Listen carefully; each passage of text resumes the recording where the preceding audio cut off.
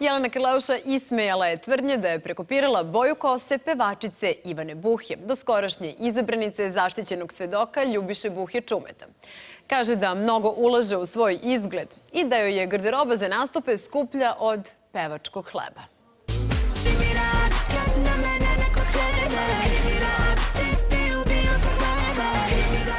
Nakon platinaste kose po kojoj je godinama bila poznata, Jelena Karleuša ovog leta iznenadila je sve svojom novom frizurom koju promoviše na nastupima.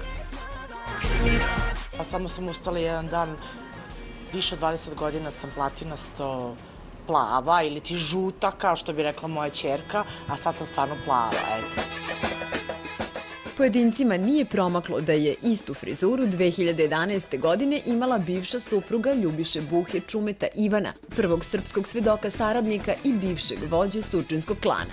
Ona se na to nije mnogo obazirala, sigurna da će i ovoga puta neka svetska zvezda ispratiti njen stil, pa makar on bio već viđen. Ja sam puno puta u životu bila inspirisana nekom javnom ličnošću i to je jako lepo. Mislim, ne treba niko zbog toga da se ljuti.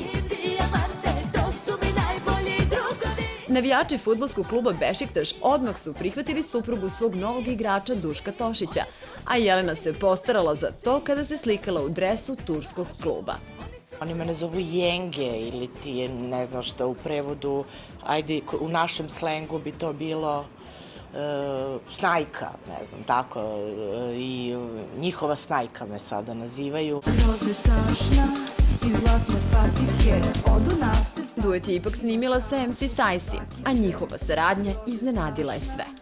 Ona je neko ko onako gazi po toj oštrici, beskompromisna je, govori istinu, onako ravno u glavu i na jedan mega cool način i tu smo se jako dobro pronašle, zato što sam ja negde u komunikaciji sa svima takva, manje više ja sam takva direktna.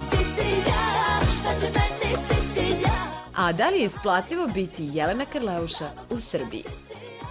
Biti Jelena Karleuša u ovom poslu je jako skupo i prosto neisplativo, jer ja volim u šali da kažem, ne znam, ovaj outfit košta sad, na primjer, na meni više nego što ću ja večeras na koncertu u Igalu da zaradim. Ja prosto jako puno ulažem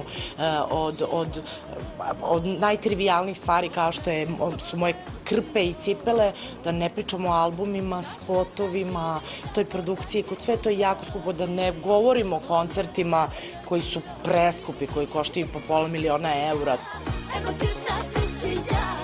Dakle, na kraju ipak ostaje enigma na koji način Jelena i njene koleginice uspevaju da ulažu na hiljade evra u svoju promociju, s obzirom na to da prosečna cena karata za njihove nastupe iznosi $500.